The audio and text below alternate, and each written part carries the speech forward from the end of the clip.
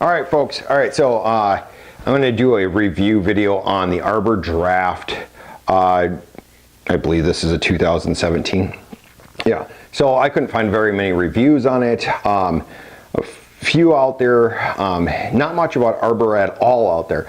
And what happened is, to give you a little bit of my history, I started snowboarding back in the 80s. That's to tell you how old I am.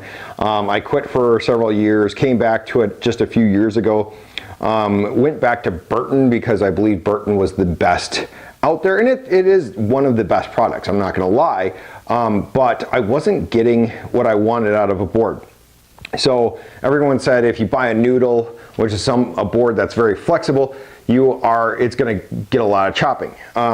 So one thing that my opinion may not be good for you is where you ride. So I'm in the Midwest here, and we don't get much powder. If it does snow, we get powder for a day and then they pack it down because they want to keep the base of the snow as long as they can to keep people buying lift tickets. So they pack it down to get a bigger base, and so you don't get much powder. With powder in Colorado or wherever, you have to ride differently, right? Because the board will sink. Here, we're just on groomers, and it's not even groomers, it's like solid ice, right? So, one thing that I look for is I'm teaching to my children how to snowboard. So I spend a lot of time on flat, not aggressive hills. We are not in the park much yet. I'm trying to get them to get in the park, but the park here in Afton Alps is pretty radical. That being said, I'm still learning how to ride park, but I wanted a board that I could flex, right?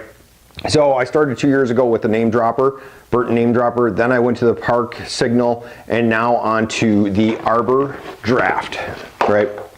So this is gonna be funny for you, is I chose to ride a 151. I am 6'3", 230 pounds. That blows away any kind of weight chart there is. The reason why is because I'm not going to sink. I'm not going to sink on a groomer. The reason that I believe they have those weight charts is if you're in powder, you are going to sink faster if you weigh more on a smaller board, right? But here's what I wanted. I wanted to spin. I wanted to do butters. I wanted to do ollies, nollies. I wanted to do spin tricks, tripods, 180s, 360s, 540s. I wanted to be able to spin. And with that being said, the Arbor Draft has the nose of it and the tail of it are blunted. So even though it's a 151, it definitely is shorter, but it allows me to spin. As far as my binding location, so I still ride Burton bindings with the 4-disc in them. And I have to say, for Arbor, it has a steel tip all the way around. My son already janked it on the chairlift, but I think boards you literally are riding them for 2 or 3 seasons. So that being said, this board is very flexy, very flexy. And I'm gonna do a flex test review on all 3 boards. I just have to figure out how I'm gonna do it, maybe get video on the slope of me doing butters on them so you can see the difference. I would have to say so far this is very impressive. It doesn't have as wide a spoon as the Park does. So here's the difference between a 156 Park and a 151. That is it. That distance right there. I'll get it closer to the camera so you can see it. That is the difference. That little bit right there. That is the difference between a 156 Park and a 151. If you think going down in size is that much of a big difference, it's not. I mean, it's literally, get them lined up. That is your difference right there. So people say, don't ride shorter, and I've seen all these blog posts about it and whatnot. I can't notice the difference. But if you do notice, the spoon is wider on the Park. I haven't ridden the Park as much as I wanted to yet because I went to the Arbor Draft. The Arbor Draft does have a more torsional where you can move it, and I'll display that in a flex test video. Other than that, I really I don't care for the graphics. I think the graphics are kind of weird. I do love the fact that the Signal has no graphics on it at all, besides the back that says Signal. As far as this graphic, I don't care for the, I get Arbor has the wood because their thing is the Arbor tree. I prefer the black. You know, granted, but I'm older, so, I mean, this is the Namedropper that had the funny graphics on it. So, yeah, I have that one too. So I'm gonna do a comparison, and if you wanna see what the 156 compares to, here's a 156 Burton Namedropper versus a 151 Arbor Draft. That is your difference in size.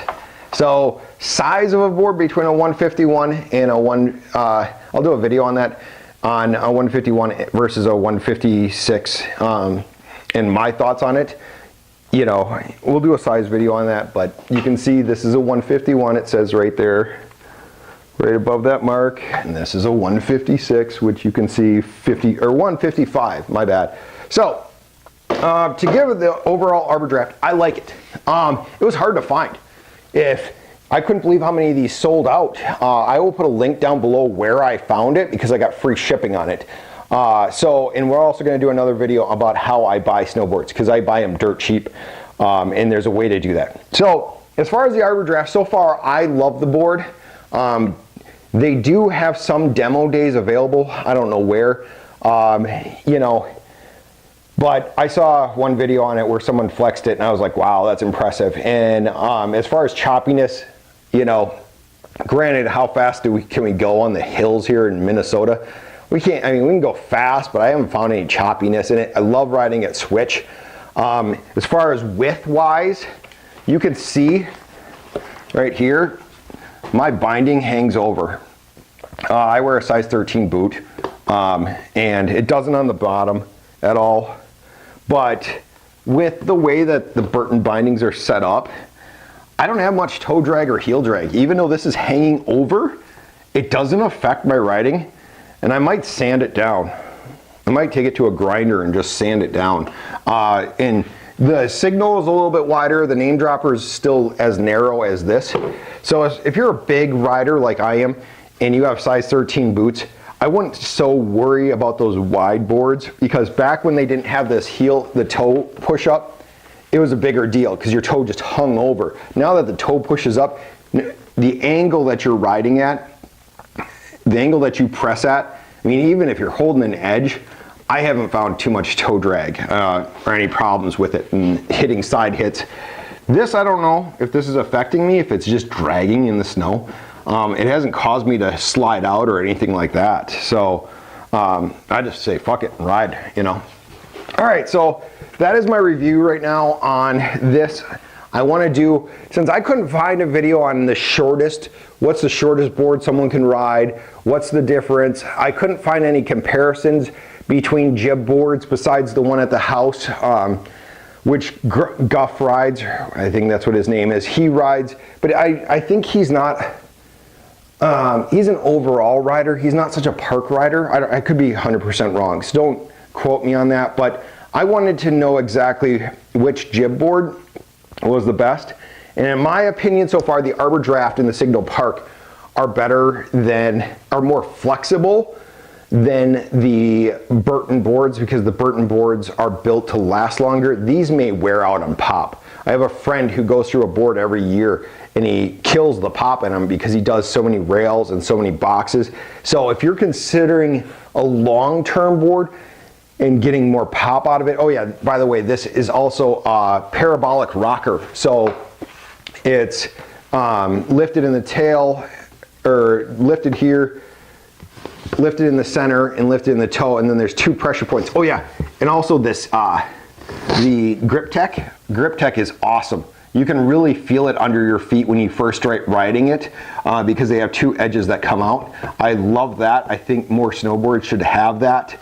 I don't know if you could actually see how the board and angles, the edge angles out where the toe and the binding are. That I really enjoy, the grip tech. And so the other two boards, the Namedropper and the Park, are both flat, whereas this is a parabolic rocker. And when I do a stress test, or the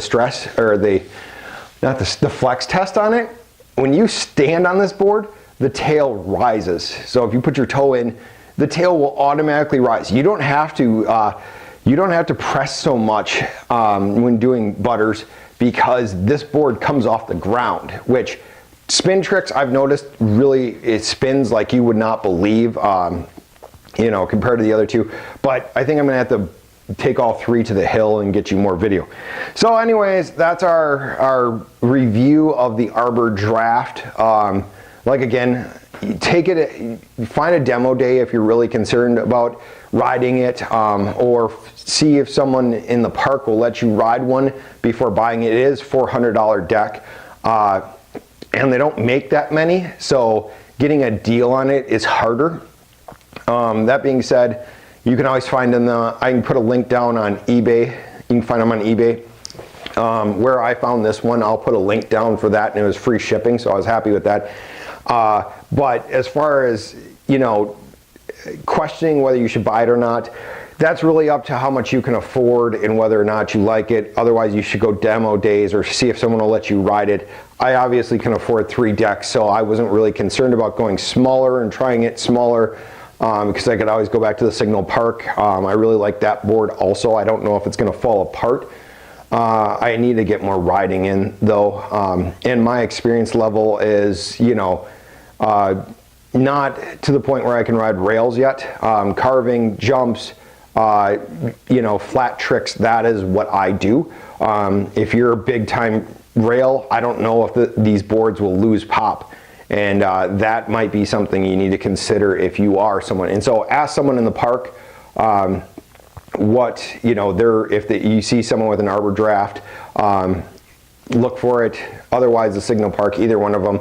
Signal had a really good video about how stretchy theirs were. Those guys hit those hits fast though. So hopefully as my skill goes up, I will be able to review more boards for you and let you know more about this. But right now, I would say Arbor Draft is my #1. The Signal Park, I'm going to go back to and ride a few times. The Namedropper, I'm going to ride, and as my riding continues, I might get rid of one of them, because why do you need 3 boards, right?